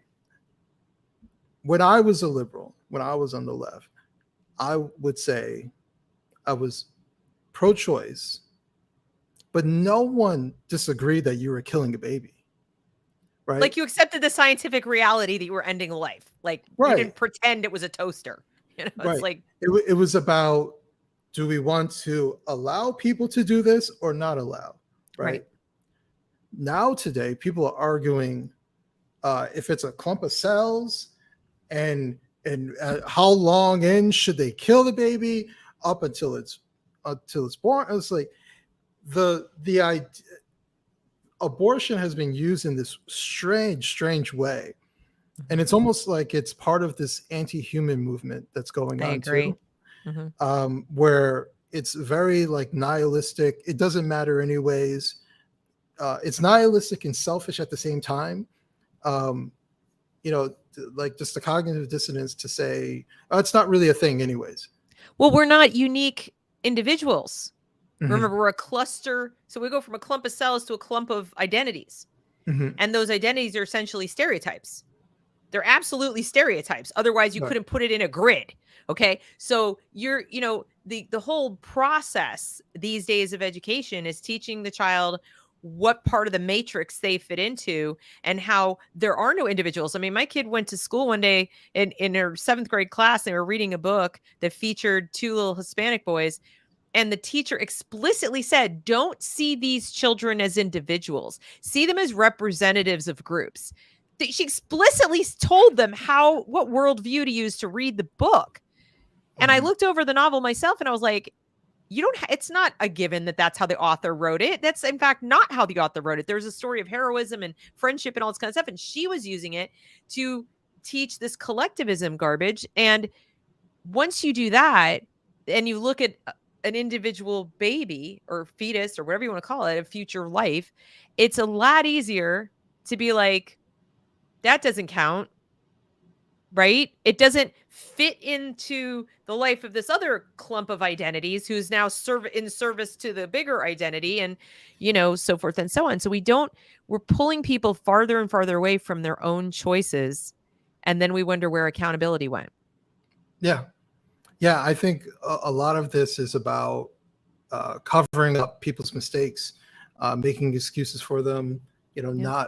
Not letting people be accountable. Another thing too about abortion, I think we pretend like abortion was always legal. Like there was never a time in America where abortion wasn't legal. Like, no, Right. this is in the scope of things. It's kind of new. Right. Um, Not yesterday, but it's kind of new. So this idea that Roe v. Wade can't go away, and what would happen? Well, people would change their behavior. That's what would happen, right? Well, and it was still legal. Before it came into being, it was legal in 35 states. So it wouldn't end abortion either. So it's like Mhm. it wasn't always legal, but it also wouldn't make it like automatically everybody's in a back alley with a coat hanger. I mean, New York, California, some of these states is still going to be whatever it is now because they would just throw it back to the states. It's all Roe v. Wade did was made it like a federal privilege or whatever they like, it's protected privilege that you can Yeah, that's get it true. anywhere. That's it. But it still only said the first trimester. I mean, most people haven't even read Roe v. Wade. They were pretty clear on the first trimester piece and pretty murky on the rest. And even Mhm. went so far as to say in there that there's a point at which the state probably has an interest, but they weren't asked to decide on that part of the case because even by the time they got the case, it was moot because pregnancy only lasts 9 months, so like the whole purpose for the case was moot by the time they got to the Supreme Court.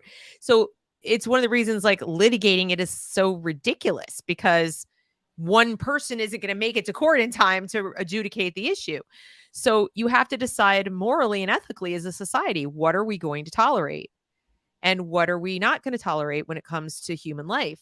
And you know I just think it all fits together because when you're talking about family planning and you're talking about uh, that being a precursor to successful education of children, Mhm. meaning good outcomes of their education. So they stay in school, they do reasonably well in school, they learn, they go on to be functioning adults with they're literate, they're numerate, all the kind of the skills and the knowledge that what we'd expect them to have as 18-year-olds, let's say. Right. Um, that you almost can't avoid the abortion conversation because there will be, like I said, there will be those people. I try to play devil's advocate who say, well, if it goes awry, and I think you and I are saying, no, we need to identify the missing cultural components and moral components that are causing people to be okay with certain decisions that they previously weren't okay with, that led to the degradation and demoralization of our families. Mhm. Because as you point out, it wasn't always this way. There were always poor people. There were always marginalized people. There was racism way worse than now. There were always big problems for people. It didn't translate to as many babies born out of wedlock. And in fact, I Yeah. would argue there was more and more severe poverty in many cases than now, because we have so many supports now. That's not to say there isn't poverty, but we have so many supports in place that even our people living in poverty are less bad off than they would have been, let's say, 50 years ago, 100 years ago, where it was kind of like, maybe I'll eat this week. Yeah. Yeah. That's also true. I mean, granted, we are having smaller families. Mhm. Some of that is economic. Some of that is because of the usage of birth control. Um, but at the same time, uh, it's weird because sometimes the existence of birth control is almost an excuse to not use it. Um, it's kind of a weird thing that I've noticed. Or the existence of birth control is also a reason why people aren't choosing marriage. Um, so it's a You weird think so? situation So that we're in. you think birth control is causing fewer people to choose marriage? Yeah, I mean, Interesting. I think it from this aspect, along with feminism. We can't forget feminism, Right, but right. um, if you're a young woman who wants to have sex but is worried about getting pregnant, um, your options, let's say, 60, 70 years ago, you had to marry someone, right? Because there was the risk that you would get pregnant and you don't want to have a child out of wedlock. Um, and you want to make sure that whoever you're having a child with is going to be involved in their life. You have birth control. That means that you can have pleasurable sex with whoever you want as many times as you want, as long as you're taking birth control. So, in some ways, it's almost like on the extreme ends. It's not to say that because this exists that everybody is like this, but for the person who would be on the most extreme of it, they're going to be more extreme when it comes to it. So they're going to have a lot of partners, male or female. Um, and they're also going to suffer from what's the term? Um, it's like not it's harder for them to attach to people. Um, bonding. Shoot, what's the word? Is it called? Pair bonding. Sorry about that. The pair bonding aspect to a relationship. It's going to be harder and harder for them to bond with a long-term partner, which is why you tend to see, along with other things, there's other probably psychological reasons, but you tend to see people who have a lot of sexual partners earlier on, let's say in their 20s. It's hard for them to have long, fulfilling relationships with people, Mm, whereas, generations before, you can be with someone for 40, 50 years, mhm, um, and stay, let's say they're faithful and all that stuff, but you're able to stay within a relationship and have that bonding mhm, experience with that person. mhm. The idea of a high school sweetheart, that kind of thing was a real thing that people could experience and have one sexual partner for the rest of their life. Um, Today, it's a lot more difficult to do that because you have the option to prevent pregnancy, I and so definitely yeah. think that's a big, now that I've heard you explain it, I definitely think that is a big component, but I think there's one other thing that feeds into this as well, which is we have infantilized children to the point where we've extended childhood Mhm. into adulthood, but in terms of chronologically. So in other words, if you've got K through 12 takes you to 18 years of age roughly. It used to be, and even I think Jonathan Haidt and Greg Lukianoff talk about this in the coddling of the American mind, used to be an 18-year-old, you might meet an 18-year-old and like they would have, the air of an adult. Like they'd be going out to get a job and whatever. And you could actually envision 18-year-olds getting married. It was a little young, let's say for my generation, but the prior generation, you could absolutely see it. They go off to war. It was, these were adults generally because before their 16th birthday, they were either working on a farm or working at some little job, or they had a paper route, or they did something. They had high expectations placed upon them in terms of, academic expectations, sports expectations, local community activity expectations, church and synagogue and so forth expectations. More kids were involved in their youth groups. In other words, there were things helping them in the community to mature and move towards taking on greater and greater responsibility.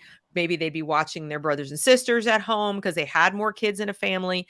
So they had more access to young kids. They weren't segregated by age. So they didn't even have any access to a child at all until like their own was right in front of them. We have more only children now.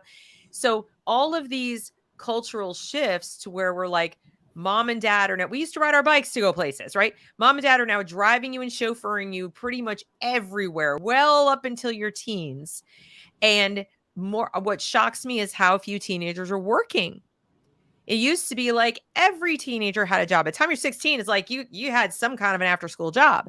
And now it's like really rare, or it's only the kids who need to help at home with the or save for college on their own. But your average middle class and upper middle class kid doesn't have a job.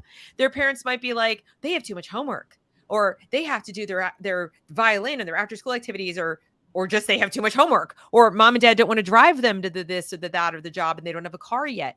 So they're not getting any kind of adult responsibility. By the time they are starting to have mature relationships, like sexual relationships, whatever, they're still, for all intents and purposes, children.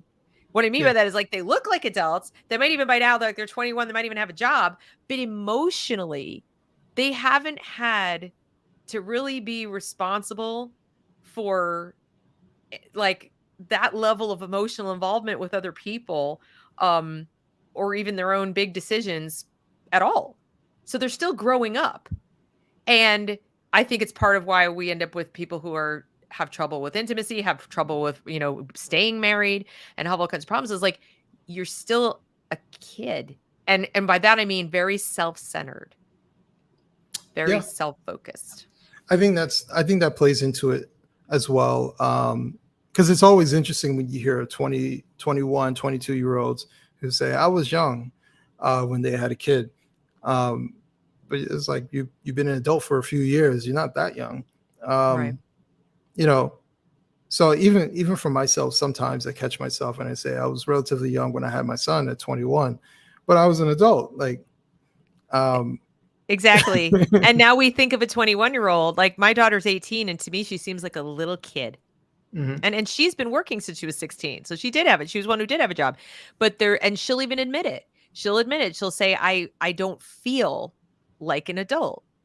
And I can see why. I mean, she has her license, but she's not driving. She's very reluctant to drive. She is, just still very hesitant about a lot of things that the rest of us at 18 were like, I'm out of here.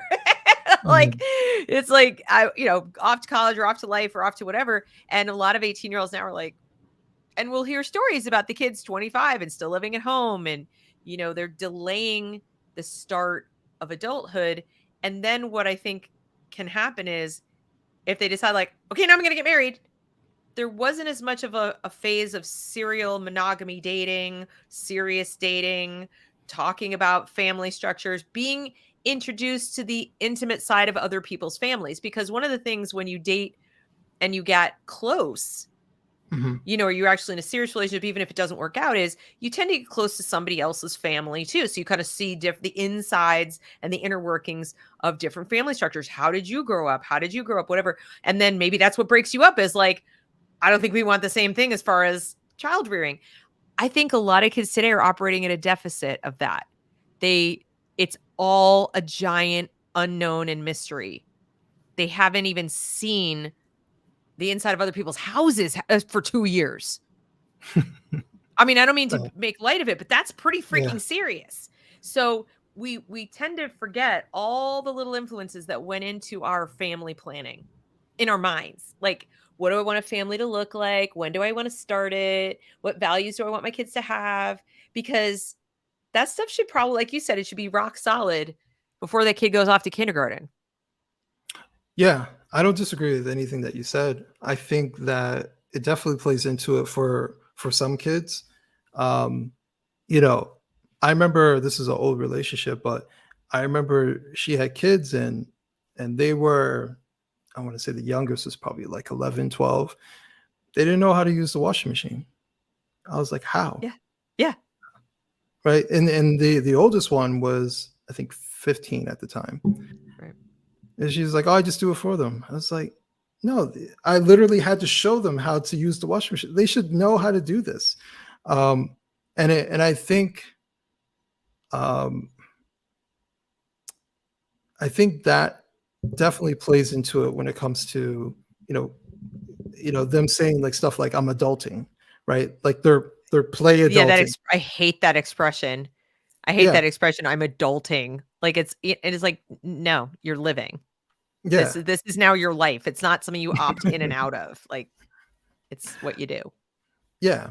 But I think they didn't have that normal maturation process to understand the impact of their decision making, the impact of their actions. Right.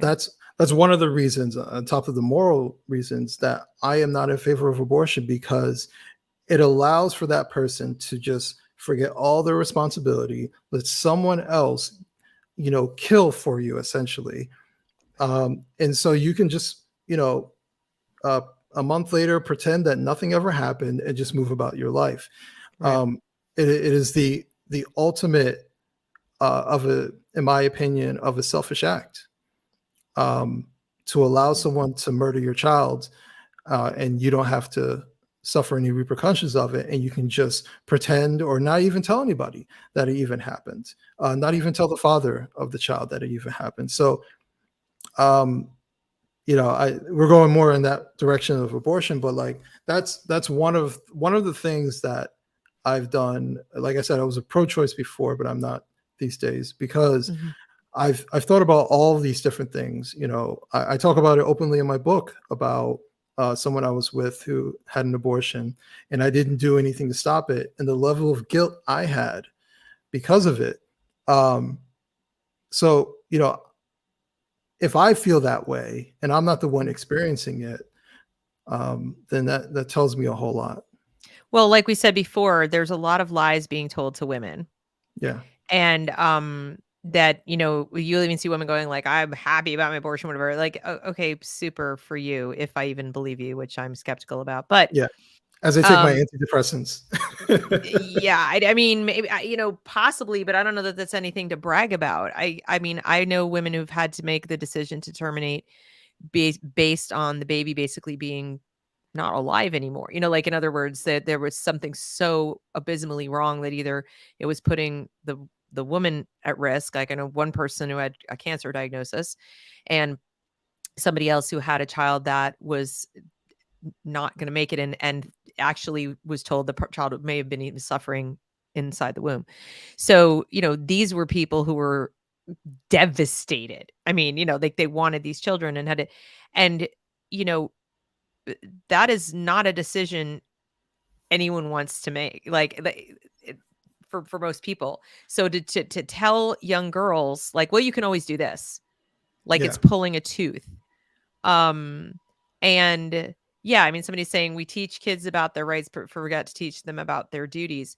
I mean, I would like to think that we could teach our kids that you have first and foremost a duty to yourself, to your conscience, to your own peace of mind. Like you said, you carried that guilt. You felt guilty, and even though you couldn't do anything to stop it, and you didn't personally do it, you still feel like, you know, like I said, Jiminy Cricket. Like I grew up with Jiminy Cricket. And it sounds really trite, but it really had a huge impact on me. Even my dad said, because that movie came out when he was a little boy, and he said that he was terrified of lying. He was like, I am never going to tell a lie, because he believed when he was really little that he would grow donkey ears and a tail. But I know that sounds terrible, but hey, if it works, it works. Yeah. I grew up feeling like I don't want to have anything in my brain that I'm so ashamed of that it's sitting up here going, you did a bad thing. So yeah, we you have all these rights, you have all these privileges, you have all these things you can do, but what about the responsibility that comes for that? What about the duty to yourself? What about even duty to your family to a certain degree? What's wrong with that? And I think we've gone so far in the direction of going away from arbitrary rules, like respect your parents just because they're your parents when maybe they're beating you, like they're horrible people, right? Mhm. To you don't have to respect your parents at all. Like we've gone way off the deep end instead of moderating things and saying, if your parents are being abusive, you need to tell someone, right? Like, okay, that's a good message. But hey, guess what? Most parents aren't abusive. Most parents, like you said at the outset, make good decisions about their children's education or want to. In other words, they would if they could, if they had it available to them. And we've gone the other way. All parents are abusers. All parents are to be not, be told to tell them secrets. Don't, it's okay to tell secrets. We've gone like the other direction. And all of this is getting in the way of their growing up. It's getting in the way of them learning how to take accountability, because you have to fall on your face to learn how to take accountability. Yeah. And hopefully you're falling on your face in small ways first. Like the first fall on your face isn't, I got pregnant and I'm not married. Yeah. Right. But if we like shelter, you're okay. Everything's okay. You're perfectly safe. And by the way, sex is this awesome thing full of pleasure and you should be doing it all the time. Here, try some drugs, makes it better. Like they're literally teaching them that. They're teaching them about sex under the influence. Mm. And they're literally saying like sex when you're high on marijuana can actually increase your blood. They're teaching children these things. And so you don't think they're going to go, why would you do that? This makes no sense to me when we're busy trying to get kids to make good decisions, or at least I thought that we were. Well, that's why I go back to this is all ideological. It's interesting because the conversation for the past, let's say, year was about CRT. Right. That was what the media focused on, but there was so much more to it. It was CRT, it was gender, it was teaching of sexuality, it was all these different things that are happening within the schools. And my whole thing is that no one asked for this. Right. Yeah, thank you. Like, thank you. There weren't like parents lining up saying, we need critical race theory. We need gender. That did not exist. It was imposed. It was imposed by administrators, by school boards. It was imposed on people. I'll give you an example. I went out to Wisconsin and met some parents who became active, right? They were no longer sitting on the sidelines. They said, I'm running for school board. I'm doing something because what's happening in our school district is ridiculous. I was talking to one of them who was saying how they found a supposed incident where the N-word was written somewhere, not directed at anyone. It was just somewhere. It was just scrawled someplace. Right. And so they use that as a reason that they need to have this racial reckoning. This is a school that's majority white. I think it's 90+% white. Right. In a red part of Wisconsin, north of Milwaukee, right? They all of a sudden said, we need to inject all this critical race or critical praxis and all these other stuff. Just boom, push it in there. They found that one reason that supposedly happened, which they were even skeptical, like, did this even really happen? There's so many hoaxes, you just don't even know. You don't even know. So you have all these things that are imposed on parents. And my whole thing is, as a parent, and I've actually talked to a principal about this, or just in general about a particular issue, but she said, my job is to serve you, right? If parents are coming to me complaining about this particular thing, we need to say, maybe we need to alter this. Maybe next year's curriculum shouldn't have this, because we're here to serve you. And let's say it's 50-50. 50% of the parents want this, 50% don't. Why would you go with changing things? If it's that contentious, why would you go with changing what is happening? And it's because they want this. They Right. want it to happen. And I would one say of you the would err on the side of not doing the thing that parents don't want unless you have a compelling evidence-based reason for it. Like, so for example, 50% of the kids, 50% of the parents didn't want to teach kids the history of slavery. Okay, sorry, too bad, so sad. We need that. Okay. But that's not what we're talking about. We're talking about things that are extra right. These are and very extra. definitely debatable, that are opinion based. We're not talking about we're going to teach a thing that happened, slavery. We're talking about we're going to teach an opinion and a worldview, neo-Marxism and critical race theory. It's an opinion and it's a worldview. It is Sure. not fact-based. Right. Or the 1619 project. Oh my Uh, God. um, it's all these particular things, but like I said before, no one asked for this stuff, and it was Right. all imposed because it's all ideological. And I think Right. one of the mistakes that people who are, whether they're commentators or politicians and so forth, when they saw it happening within colleges, they were like, they'll hit real life and then change their blah blah blah blah. They didn't, and maybe to They'll some change degree. real life is what they'll do. Right, right, right. And to some degree, as a spectator, I kind of thought the same thing too. But I think we didn't take for granted. You have, let's say, a majority of liberal arts schools and all these different people. They're all going to enter administrative roles somewhere. Right. They're all going to become teachers, and they're going to be in positions of some sort of influence, HR directors, you name it. And you just Yep. gave them 4 years of indoctrination, Uh-huh. whether it's in class or surrounded by peers who believe in this stuff. And Uh-huh. then you set them free and you think, oh, I have to pay bills now. I'm no longer a Marxist, right? Maybe that happens for some of them, right? Thomas, well, no, he had to work for government for that. I was going to say Thomas Sowell was a Marxist, but he worked in government and realized that he's Right. not a Marxist anymore.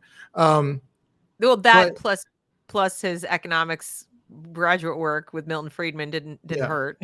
yeah, that too. But you have all these different things happening within the schools, within college ranks, and to Yeah. think that these people aren't going to try to find some way to inject it was a mistake, and I think I see the positive and the negative in this entire situation. Right. The negative is obviously trying to indoctrinate kids, right, to have them hypersexual or more sexually inclined, or constantly discussing it, grooming kids and putting them in a more vulnerable position. The positive is that parents are aware, right? And now they're becoming more involved in their child's education than they were before. Right. Um, the people I was telling you about, they're running for school board. They wouldn't have done it before because they were fine with the status quo, or at least what they thought was the status quo. Some of the things that we're talking about now actually were going on. Parents just weren't aware until COVID Right. happened. Mm-hmm. So parents are becoming more involved. This has become an actual political issue. And so, Glenn Youngkin situation in Virginia, to me, is the ultimate. That's like, hello, Democrats, if you actually want to win, you need to speak to parents, but you actually need to care about what you're talking about, and you need to decry the far left nonsense that's happening within schools. But they're unwilling to do that. They want to say Trump, Trump, Trump. They want to do everything other than addressing what the average apolitical parent wants, right? Right. What I saw happen in Virginia, to me, wasn't like the right coming out to vote.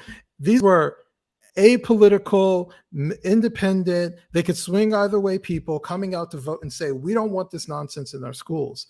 And Right. so, from a political standpoint, the longer Democrats ignore that, the longer Democrats pretend that anti-racism is the thing forward, and we need to address white supremacy. Even Biden during the State of the Union address, talking about white supremacy, it's utter Yep. nonsense, It right? is. So the longer he Absolutely. keeps that up, and the longer the party goes along with that, they're going to keep pushing out, former liberals like myself, who's now I'm an independent.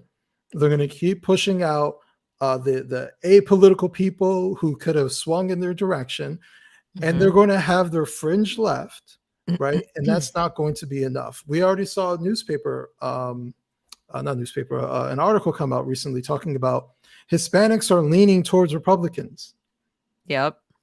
right? So the demographic that they were all in for, remember they were speaking Spanish during the primary?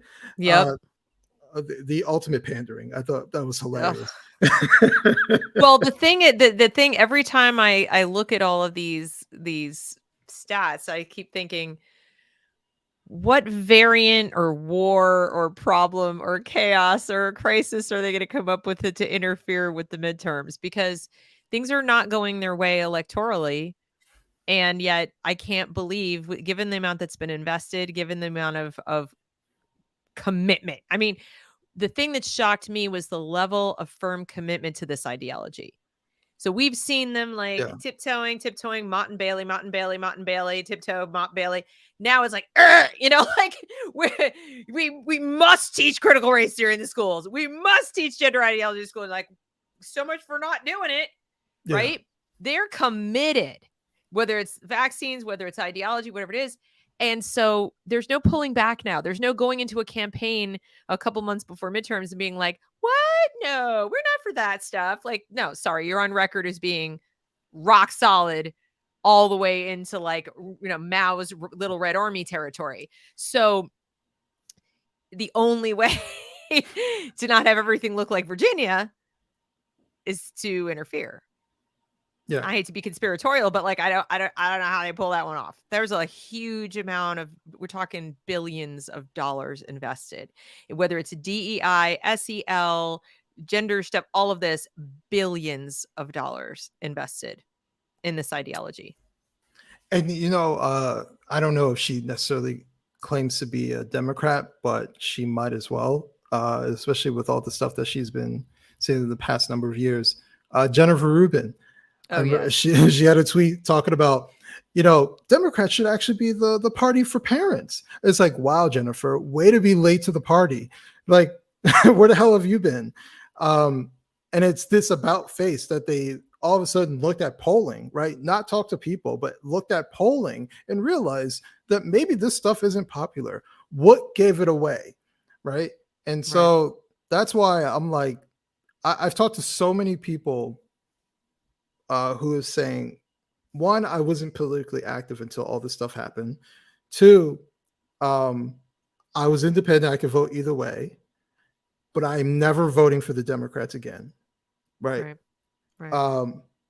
So these are people like myself. I'm not a Republican. I would probably vote Republican depending on the situation or whatever it may come down to. But I liked staying as an independent because who knows if 10 years from now the Republicans become, we need to censor everybody. Who knows?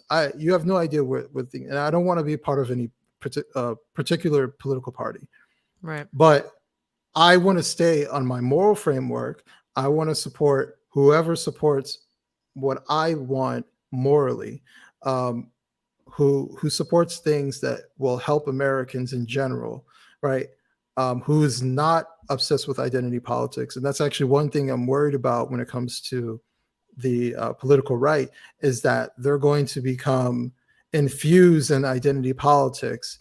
And I'm really worried about that from a country sense and from a party sense for them, because I want them to be a viable option for all people, right? And not see, let's say, Black Americans as this voting bloc, right? Especially when they get more Black Americans to vote for them. I don't want them to see things in that particular way. I want them to become more localized, more individualistic. Stay conservative, stay individualistic, stay that you don't need to become collectivist to win. Clearly, clearly it's not working because what's happening with the Democrats today by going more and more and more in the collectivist route. So I think ultimately what I'm saying is they need to listen to the people, listen to average Americans. Average Americans tend to be independent, can vote either way. And so, listen to their concerns. And right now the concern is what is being taught to their kids within schools. Right. No better ad for homeschooling than what has been happening in the I know, past right? year or two. And it's the failure of politics, it's a failure of party leadership, and the list goes on. So Right. So yeah. now back to like the to kind of wrap it up, Mhm. the question that you asked is school choice a band-aid for broken families? So where do you land? Where do you land? I mean, obviously, I know you're for school choice. So you just said, like you understand the whole push for homeschooling and other things. But what would be your final message to people who might be thinking like that'll fix it? So I think it can be a band-aid for some people. I don't think overall that's the message and the viewpoint. I think many of the people who are advocating for school choice are pro-nuclear families. So I'm not necessarily worried about these particular people. And Right. there is no expectation from me that you must do this, and people have 5 jobs in Right. order to satisfy me. So I'm Right. under no illusions about that. Ultimately, what I was trying to say is that to expect kids who are in a very particular environment to who lack very focused attention when it comes to schooling, and all the we talked about earlier, all these hurdles Right. when it comes to focusing on school, to expect them to succeed uh, is unlikely, right? Right. It doesn't mean it can't happen. It doesn't mean it won't happen. But for someone like myself who didn't go to a downtrodden school, and I barely graduated, and Right. I'm somewhat intelligent, should tell you. Somewhat. Yeah. Like I'm somewhat intelligent. I'm trying to be humble here. Um, Okay. you know, so for me to barely graduate should tell you something. It should tell you that there are stronger forces than just putting them in the right school. And if they're not disciplined, right, they could drag down the educational experience for other kids and make it worse for them. Right. There's behavioral situations, the lack of respect for authority. You Right. can go down the list that increases when you have a home that is of a single parent situation. And it doesn't even necessarily matter. The mother in this situation, a single mother, she could be the best single mother, right? But she's in a losing position. You can't be in two places at once, and she can't be a man, That's right? right. That's Just right. like if we had and I've said this before, if we've had an epidemic of single fathers raising children, I would be like, yo, where are the mothers at? Exactly. We need a balance between the two. So this isn't an anti-mother, anti-woman message. This is a balance between the two for children. This is a pro-child approach that I'm coming from, because I was that kid and I don't want other kids to go through that situation. So I advocate for my son to make wise decisions when as he gets older and has relationships and how he approaches things. And I Right. advocate for other people, whether if there are kids, or not kids, but if there are young adults who are listening to me, who hear my message, to think twice about it before they approach a sexual relationship or a long-term relationship. I advocate for parents to have more of a dialogue with their kids, whether they are a single parent or not, Right. to say maybe he's right, maybe this isn't the best, so maybe I should try to correct and say vocally to my child not to repeat the things that I did. Right. So, that's ultimately where I'm coming from, is that school choice is extremely important for all demographics, all economic backgrounds. It's extremely important because there is no one size fits all. And the Sure. more we try to cram them into it, and the less choices that we give them, the more the Hmm. kids on the fringe are going to fail. Right. Um, if kids are in these corrupt school districts, nothing has changed for decades. Why not have a change? Why not allow the money to move elsewhere? Um, Exactly. so that's ultimately my approach. But I'm fully aware that this can't fix a house issue. right? This Right. can't fix a broken home issue, and we need to talk about both. So, I That's don't, the key. That's the yeah. key. We have to talk about both. And I would actually just add, piggybacking what you just said, that the key involvement in your child's education, like even if you don't feel like I can get involved in the day to day of their homework or whatever, be involved in their character development, because school is stepping in, as we've seen with Mhm. all of their little programs, assuming you're not doing it. And to the extent that they think you might be doing it, they're actively fighting against what you might think they would agree with. So, in other words, if you're sending your kid to school, assuming that worst case scenario, they're teaching your kid manners, they're teaching your kid how to, get along with people in the world or whatever, because they say so, because they're like emotional management and relationship development, whatever. Yeah. That doesn't mean that it has anything to do with the values that you want your kid to have. Mhm. So, you know, your education is more than just learning a bunch of facts and skills. It's about growing up to be an adult, a functioning adult. And that is the part that parents still have to own. You can switch the school, but you can't ever replace you. Right. And nor should you want them to. Yeah. Don't let them. So I think that would be, that's the first part. Like, how do I become more involved in my kids' education? Start talking to them more about life and choices, good ones, bad ones, etc. Even if you have to personalize it a bit, I think it might be worthwhile. But Adam, I think we have covered such a huge amount here. I feel so bad. I like lured you on here to talk about like the broken family thing, and we were all over the place, but so many topics. But it goes together. It Yeah. really, you can't really talk about one without the other, right? Because I wanted to anticipate the arguments, because I didn't want somebody later coming on and going, but what about this? And like, we've touched it. Mhm. We've given our answer. So Right. so what's next for you? What could people be watching for, aside from continuing to write and do things on Wrong Speak? You've got your Um, Good Faith Space. yeah, every Wednesday, 7:30 p.m. on Twitter. I'm doing Twitter Spaces. So tonight, I'll be doing my Twitter Spaces. What's your Uh, topic for tonight? uh, Social media and blackpilling.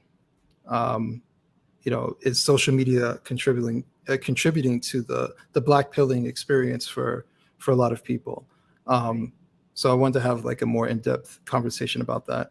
Cool. Um, These are yeah, great, by the way, these Good Faith Spaces. You guys should tune in, because he always gets interesting people to come on and talk about the topic, and and people can ask questions too, right? After the guests get their kind of say, you can jump in, because it's a Twitter space, and you can ask questions and participate in the conversation. So it's actually a great format. I love it. thank you. And of course, the book is Black Victim to Black Victor. You can pick up a copy wherever fine books are sold. Right. You can even get a copy off of the Wrong Speak website. So definitely Yeah, go check that out. And I thank you again for your time. Thanks to everybody who came and watched and participated. And please consider giving this video a like and share so others can see it. And I hope everybody has a great afternoon. Thanks, everybody.